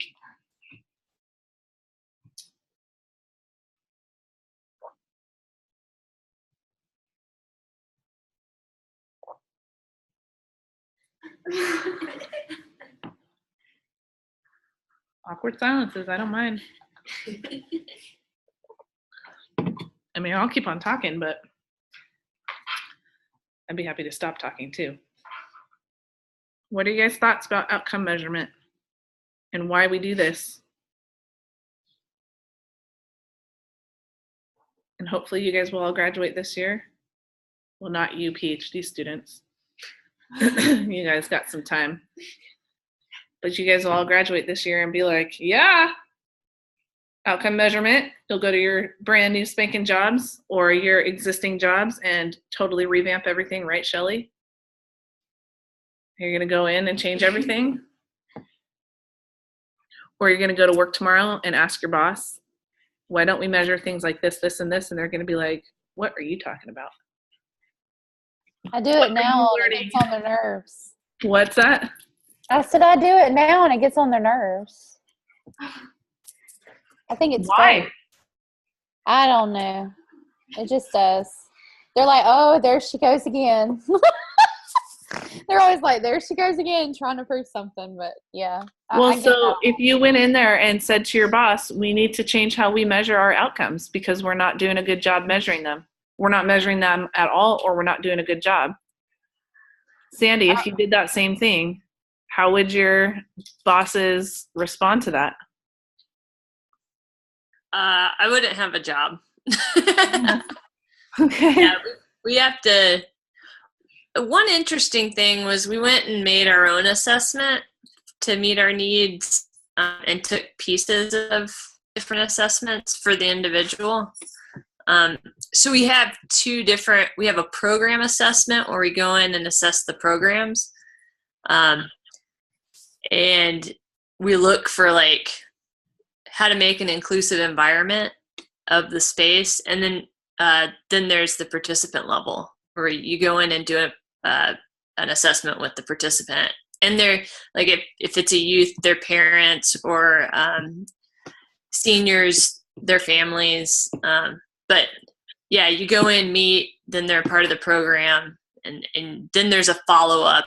And a lot of times we keep a lot of the youth, we keep their files we keep their files 7 years, but the youth like grow up in the community programs, so you see them go through one program to another and follow through. So there's not a completion, but you can see the progression over time of moving through the community services. So that's kind of cool. Well, that would be a really unique opportunity to measure outcomes, right? Because you have them at so many points along the way being impacted by so many elements in your services that if there were a systematic process of measuring their progress through, wouldn't that be so interesting? Talk about outcomes. That's like a super holistic, perspective of what the Austin City Parks and Rec or whatever your official name is offers, right? Well, yeah, we kind of, every time they get recommended for a new service, there's a wrap up. And so there is an like we do their FEM scores and leisure motivation, and there's a few different pieces on there, and they're different again for different populations. So they might go from this assessment and follow up to and there's surveys and interviews happening the whole time, but then when they might graduate on to another assessment for this new program that fits better, or a different age. Like now they're being assessed for different things. So I'm not saying that we need to go in and complete overhaul all at once about the way that we track our outcomes, right? Because yes, they would say, thank you, but no thank you, Sandy, you're fired. Or Shelley, you're fired, right? But if we all agree that this is an important thing that needs to happen in practice, right? Yet we still don't do it. We continue to not do it. And we have instances where we go to conferences and we sit around and talk about, we need to do this, we need to do this, and we would love to do this, but we just don't, right? It's this endless cycle of torture. Okay, so we're trying to teach new practitioners that this is how we do it. This is what we do. We talk about in 8710 about how people don't see us being, well, even in this class, as not a credible profession. They don't take us seriously. Well, why? Because we don't track our outcomes. We don't know what our outcomes are. We don't produce any outcomes. Well, we do. We just don't track it.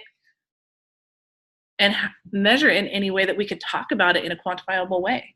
We could relatively easily, but we don't. And we cry about it. And then we don't do it. We continue to not do it, right? So like when I first was learning about this, I got heated and I'm like, yeah, all you other professions who think we're not, credible, we do good things and everything. And then I started going to conferences and hearing people. And then after years and years, I heard at conferences some of the same people saying, well, you talk about this all the time, we just can't do it. And so it's like they tune it out. Evidence-based practice, we don't tune out. I don't want to hear about it, we can't do it.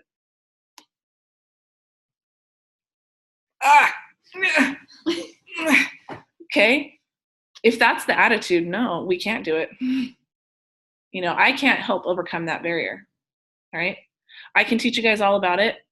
You guys can go off into your new jobs, in your current jobs, and with this knowledge about how to change it and make it better, how to make our profession more credible, potentially move towards reimbursement, better reimbursement.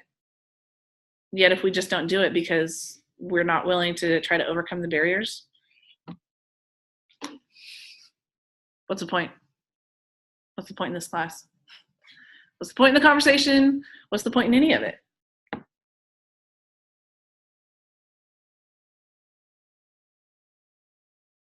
Soapbox.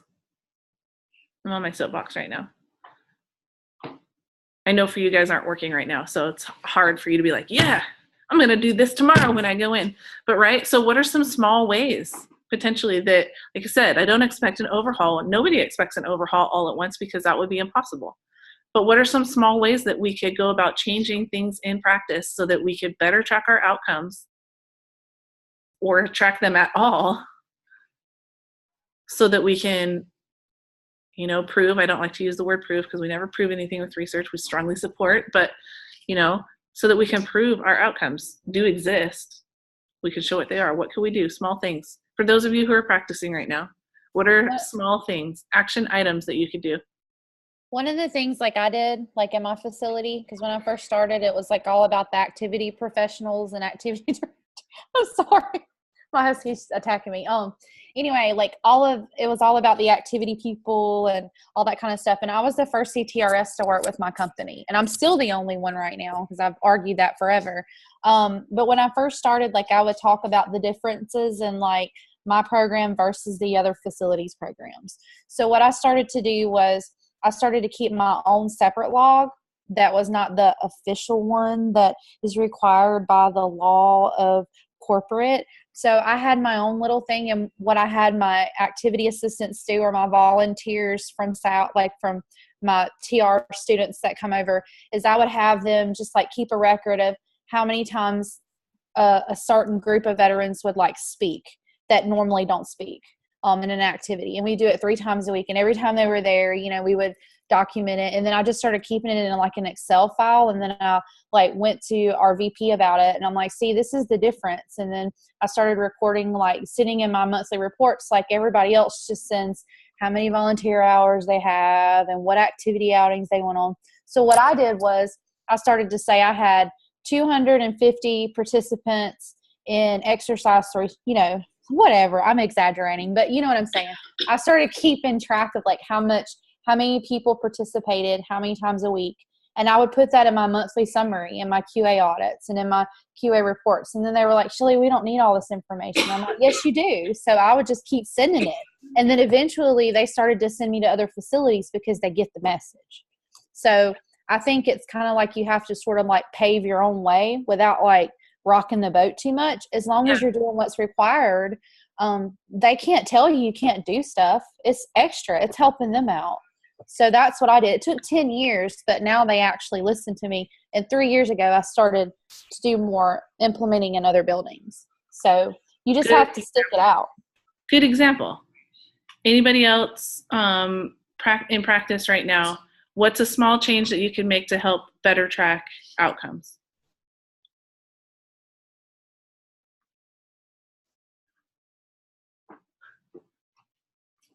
Like I said before, it's stuff that I already do, but like with Shelly, I take it to the next level. So like it's required that we have participation sheets and we mark whether they're active, passive, sleeping, whatever, But so I did like what Shelly did in our QA meetings. I put, so many people attended that exercise class, and actually broke it down to whether they went to chair, how many went to chair yoga, or how many went to chair boxing, or whatever it was, or how many outings they went to. Because to me, that's showing me as a professional and showing them that I am doing the outcomes. I'm showing them this is what's working in the program. This one didn't work, so I'm going to take that out and replace it with something else. Does that make sense? Mm-hmm. So just all activities and outings that they have choice over what they want to attend, or these are prescribed? Some of them do. Some of our programs are a little bit different than others, but we have the main programming, and then I do specialized programming like the SRS, the Solasis, the wellness groups. Those are the ones that I focus on the most, because those are the programs that I don't want to say they mean the most, but they're more to the specialized programs. So I want to show my company, or I want to show the other professions, the PTOT, nursing, these are making a difference. Whether you guys aren't seeing them make a difference, I'm seeing that they're making a difference. Whether it's and you're tracking that difference by attendance. Right, by whether they were in the activity or they weren't. So if I'm doing like the Solasis group, which is our mental illness program, were their behaviors decreased when they were actually in the program versus outside of the program? Does that make sense? Mm-hmm. What kind of behaviors did they have on the outing? Did they have any behaviors when they were on an outing? Because some of our mental illnesses, they are reintegrated back into the community. So they need to know, what their triggers and stuff are. So mm-hmm. Does that? Yeah. So it's something that I'm already doing, like how Shelly was doing. It's something I'm already implementing, but I'm taking it to the next level. Mm-hmm. Because they don't have it, like Shelly, they don't have CTRSs in their buildings. And so I'm trying to tell them this can be done. It doesn't have to just be a CTRS that does it. No. So what I'm challenging, hopefully challenging you guys to think about doing, practitioners and soon to be practitioners, current practitioners and the future, is that you look for ways to do little extra pieces, but making sure that, going back to 8710 class, that those extra elements that we do to track our outcomes are done in a rigorous and systematic way, right? So whether that's using some type of validated assessment and measure, or a process for tracking attendance and everything, as long as it's not coming off the random tree, then it's to some degree a systematic process that produces knowledge and data and information that is going to be useful, right? So that when your boss says, Shelly, where'd you get all this from? Well, I've been tracking it for 10 years. Oh, well, I didn't realize that. Yeah. So instead of, well, I just noticed this one time, and so I'm going to make this total overgeneralization that this is how it is. No. We track appropriately, document things appropriately, right? All the things that we know how to do as rec therapists. What about you, Sandy? What's a small thing that you can change to help better track your outcomes? Mm-hmm. I think it would be good to have a review committee once a year where we went over our outcomes, or at least a portion of our outcomes, because for one, I think we could learn from them and learn from other therapists and what outcomes they're getting. And maybe that'll help us maybe innovate or pilfer from each other, yeah. And I can think of one example off the top of my head. We had, there was a shift in the autism community center. So then we started at one of the rec centers getting a lot of youth under 9 years old with autism, but it just happened to be in this rec center with that was a really loud space. It had a really loud gymnasium. So one of the therapists came up with 15 signs and taught everyone the staff and all the kids at that rec center these 15 signs of functional things that they say every day, like go to the bathroom and line up or things like that. And it brought the noise level down. And it just started a culture of that was good for everybody. So I think we can learn things off of that, and that doesn't necessarily come up unless you're reading through those files. Somebody actually made this comment in their reading commentary this week, and I can't remember who it was, said that sometimes we do already track our outcomes, they just don't go anywhere. They don't get used for anything, they don't get applied to anything. So it's like we have this knowledge, but nobody reviews it, nobody synthesizes it into any type of actionable steps like what you just listed, and so then it's just wasted information. It's wasted effort and wasted information. That's a good idea. All right, Whitney or Jasmine, do you guys have any ideas? Small steps, not overhauls. And for me, it's a little bit different because they're paying out of pocket for me to work with them. So whenever I'm designing programs, I'm looking at all the results that we do like day to day. And then based on those outcomes, I design the next 8 weeks at a time. So the biggest thing for me is convincing them that they're getting closer to the outcomes that they want, so they continue to pay to come. So how do you track outcomes currently? We test before the next 8-week period starts, and then I repeat the same test at the end of the 8 weeks. And then I design the next training program based on that. And are the outcomes potentially different in the next 8 weeks? No, it's just a matter of getting closer and closer to perfect, which nothing's ever perfect, but getting as close to optimum on the test as they can. So whatever is the weakest link on the evaluation is what I base the next training on. So what's the outcome generally, just like a broad outcome that you're trying to achieve with your clients? The biggest thing right now, especially on this last cycle, like strength-wise, we're doing great, but flexibility-wise, we're behind, like range of motion, especially in the shoulder. So this cycle, for example, I've designed a lot of the same things that you would do, say, in PT, but combining it with things that I know that they enjoy. So it's not simply a shoulder exercise day. It's a few shoulder exercises combined with things that I know they really enjoy, like deadlifting, for instance. So you're already tracking outcomes. Yeah. Which is fantastic. And really, this is just for your own practice, right? This isn't, you don't work for another facility. No. So this knowledge is for your clients in terms of their progression through your services, but then also, to some degree, this is knowledge for you in terms of the effectiveness of your program to achieve those outcomes, right? Yeah. So just continuing to track it, I mean, that doesn't sound like you have to make any major overhauls or even small tweaks. I mean, you can always make small tweaks, but just keep doing what you're doing. And then at some certain point, you have to compile all of that and synthesize it. What does the last year's worth of data look like? Or something, so it's not just, I mean, I guess looking at it only in 8-week increments, since that's how your programming is kind of set up, is probably most beneficial for the here and now. But at some point, it might be beneficial to look at longer periods of time, potentially. But your clients don't have like necessarily a clear end date when they come into your facility, right? No, I've got a core group I've had for 8 years. Yeah, they could be forever clients. Yeah, exactly. Yeah, so you just have to have repeated measurements throughout time so you can track their progress, and that sounds like what you're doing, so good job. All right, who else? Janelle or Sydney, where'd you guys go?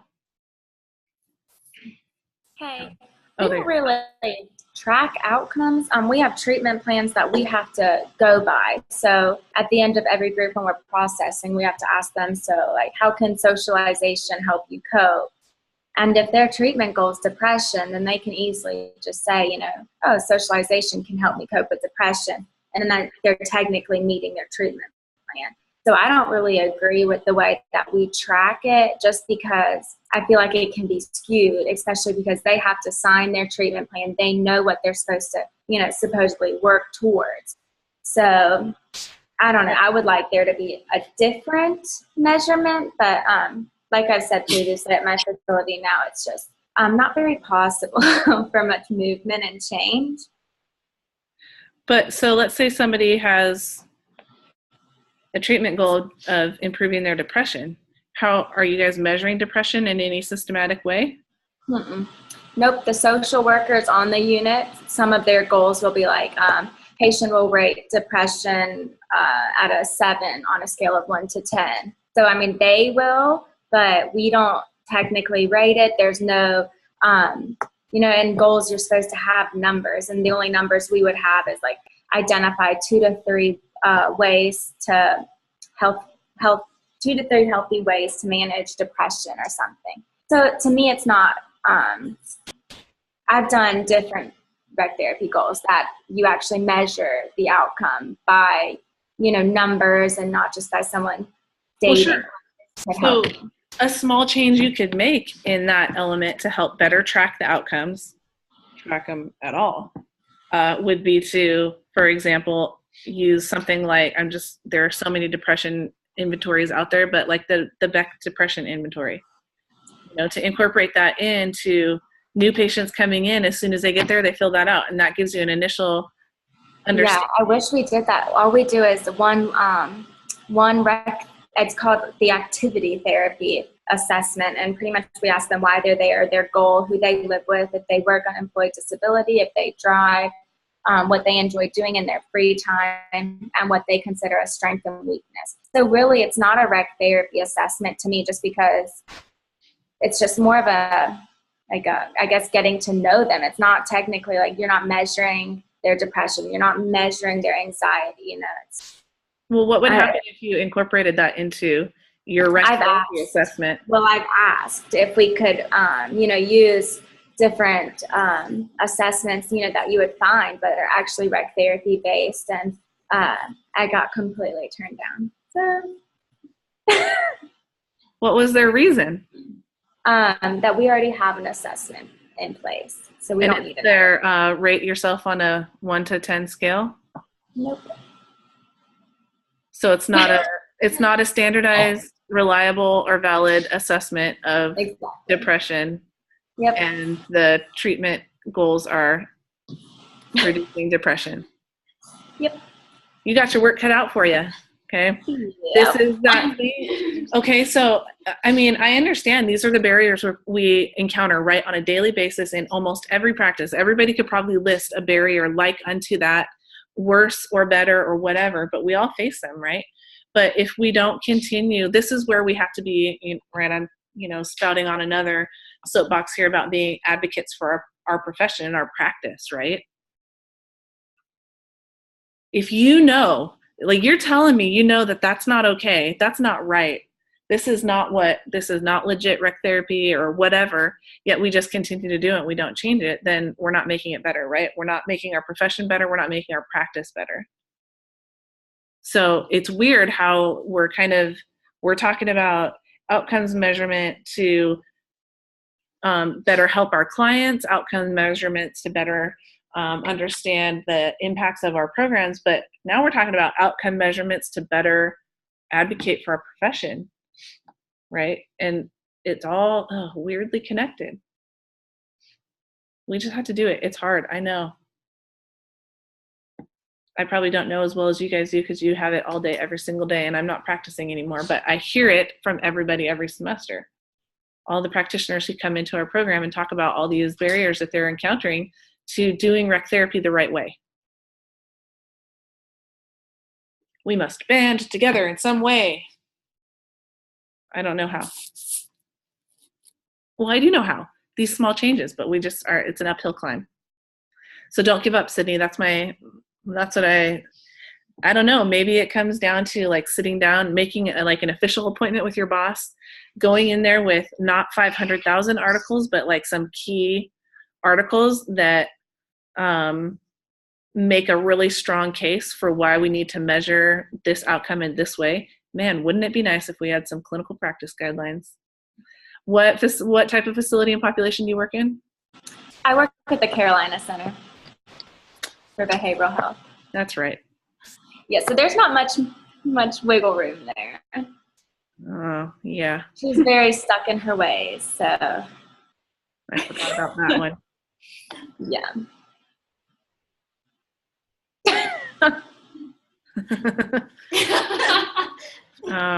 Just give her a candy bar with her stuff. Like a Hershey bar with nuts. You know what? Unfortunately, I don't even think that would work. In some situations, it's like you just have to bide your time until a new person comes in. And then that's where you can make change. And unfortunately, that could be a really long time. Exactly. Or just look other places. Or just get a new job. Yep. Yeah, exactly. And hope that if they are not tracking outcomes, that they will be receptive to the idea of it. Yes, that would okay. So back to, let's just wrap this up here really quick. Back to you practitioners who are working, who said that if you went in there and tried to do an overhaul, they would fire you. How do you think it would be received if you went in there and just said, okay, can we make a small change? A small change? Do you think, I mean, Shelley, you painted this picture of 10 years of small change effort. Ooh, which seems like, oh man, more power to you for doing that for that long. I like my job. I love vets. I work with vets too, and I like what I do. That's why. And you like who you work for. So it makes it worth the investment of your time and energy. Anybody else? How would it be received if you tried to make small changes? Better than, I'm going to totally revamp how we do this. I feel like, at least with my organization, I have good support with leadership because we have folks in our leadership who are very progressive and who want to see improvements. I've worked in other places where that has not been the case. And like Sydney's experienced, it is very, very challenging, especially when you have a supervisor who is more activities focused or is stuck with that like activity assessment where it really doesn't provide you with valuable information to develop goals and objectives. Mm-hmm. I came into a program when I came to NIH that the alcohol unit was not being run as a treatment program. And it was very much a just kind of keep people entertained for an hour each day. And that's one of the things, it's been 20 months of us implementing small changes to get to where we are now, where we really are treatment focused and we're looking at outcomes.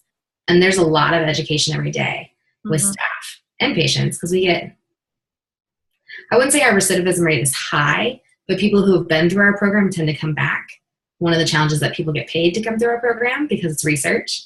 So we have more people who want to come through it, but I think we're able to show with what we've done the validity to having rec therapy involved is certainly a challenge in a lot of facilities.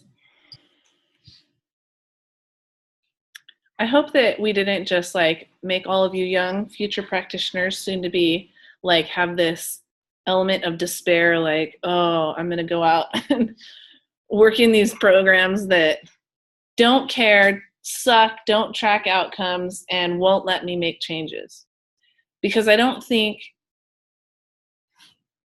overall, I don't think that is really, I think, Sydney, your facility is kind of an anomaly type of a thing. I hope that it's an anomaly. I think in our area, I know it's an anomaly.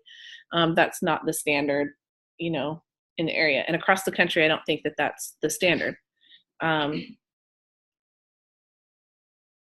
And to be honest, maybe there's some level of, if our profession changes to, master's level entry, that all of a sudden that ups the expectation of what our entry level practitioners can do. So when you guys go out and get your new jobs with your master's degrees in rec therapy, they're going to think, oh, she knows what she's talking about. And she's going to come in and you come in, Elizabeth, and say, Lakeshore Foundation, I love you guys, but we have to start tracking outcomes. And they're like, well, dang, I just got put in my place by a girl with a master's degree. And I don't have a master's degree and, whatever. And so all of a sudden you're program director, rec therapy program director, right? Because with master's degrees with management training built into that, you should be, I mean, likely you're going to all go into entry-level jobs, but maybe progress pretty quickly up into management level. That's where you can start making changes, right? It's hard when you're not at that management level, but this is where maybe having a different entry-level degree could help us be able to make these changes more. It wouldn't take 20 months or 10 years of small incremental changes, right? It might be able to happen a little bit quicker. So we could tighten up our practice a little faster than 10 years. It wouldn't take 10 years at Lakeshore or Shepherd, I would hope. I don't know. I'm just throwing out ideas. What do you guys think? Let's wrap up class. Well, and I think one of the things as a profession is we need to talk to other practitioners. I think we spend a lot of time, at least people that I know in rec therapy, they go to a lot of rec therapy conferences. They don't go to a lot of other discipline conferences or present at other discipline conferences. And I think that's a great opportunity for us to provide education to other disciplines and really kind of build that network. Because I can't tell you how many people, not just patients, but people that I've worked with have asked me if rec therapy is a 2-year degree because they just lack awareness of what it is. Mm-hmm. And so giving them that education that it's comparable to an OT degree, I mean, at a master's level, but I mean, they're music therapy. It's a bachelor's level entry. Like it's the same kind of level. And I think that's one of the things that we're going to continue to face, where all of us have to really be advocates for the profession and reach out to other people and continue to share. Mm-hmm. That we use measurement and we have goals, and that there's clinical foundation for what we do, and it's not just something we make up. Yeah, it's not just, we're not just here having fun, and it's not just off the random tree. There's a reason why we do what we do, and I can show you what happens when we do it. That's the basic gist of that. All of class in one sentence. I could have just said that at the beginning and been done. All right, so in our last 10 minutes here, let's just talk quickly about kind of some remaining things for the semester. Good job for today in this lovely discussion. I have graded, pretty sure I have returned everybody's MOAs, feedback, and multiple rounds of feedback for everyone. Actually, Tracy, I think you emailed me recently with some questions, and I have not addressed your questions yet, and I don't know why that just popped into my head. I'll do that after class. So, but I think everybody else, you're good to go. So get moving on that stuff, and good job, by the way. I know MOAs are kind of hard to work through and draw that line between practice and or management and consulting. So good job. Consulting interviews number 1, graded all those and got them back today. And I will get, today was due your first project updates, written updates. So I'll try to get those turned around in the next week or so. And then I will get on this broken link for the NOAA. Thanks, Derek, for that heads up. We will not have class next week because I will be in Thailand. So this is just work all week on the needs assessment. The NOAA website is a needs assessment training module type thing. So it teaches you how to do needs assessments. And so that's our next topic for when we come back, I believe, is needs assessment. Yep. So you have about a week to do that. And then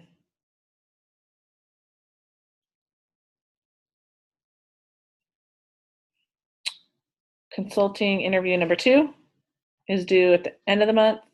Written update number 2 at the end of the month too. So it progresses really quickly, guys. So all of a sudden we're into November pretty quick here. Okay, so any questions on anything so far? Project-based wise. For the format for the updates, do you want that just bullet points, or do you want it like narrative? Yeah, so again, kind of a mix of the two. I just want to be clear. You can take like that timeline right out of your MOA and add an extra column to it and say what you've addressed up to this point. And then if you want to put like a narrative paragraph underneath that saying how things are going overall, you know, this project totally sucks and it's not going well, and this is why I haven't achieved what I, thought I would achieve by this time. So I'm thinking no more than a page for the project updates. So I don't know. I haven't looked at what you guys turned in today, but in terms of the next one, yeah, bullet points is fine, or narrative. But the key being tie it back to that timeline. If we need to change one of our dates that's in our MOA, do we need to get that like approved by you or something, since we are changing the contract, but they haven't signed it yet? So. They haven't signed it yet. Just run it by me. I mean, if it's a major thing, then yeah, run it by me. If it's a small thing, like I just need 1 extra week to get this piece done, then I don't think that's a big deal. I just need to get them to sign it. Yeah. And I gave them until today, and they haven't. So. Awesome. Yeah. Welcome to the world of working for other people. Okay. Any other last questions about project stuff, class stuff, anything? No. So I think next week not next week, the week after, we are kind of back to talking about more consulting-y type things. Well, not really. We're talking about needs assessments, but that's a type of job you could do as a consultant. And then we have program evaluation the week after, so IPAs, so another type of service or product or deliverable, whatever you could provide as a consultant. You guys had some really interesting interviews, by the way, with some really randomly interesting people. So that was cool. So I look forward to reading your second round of interviews. Doc students, don't forget, you guys need to talk to a faculty member for your third interview. So I don't count as one of those. You can't interview me, but there are other faculty in our department you could potentially interview, and elsewhere around. Yeah. But make sure they do consulting work. Okay. Anything else? No? All right. Have a good week. I will see you in 2 weeks, and have a good night. Do you have the goal in your office now? Oh, It's dang. on your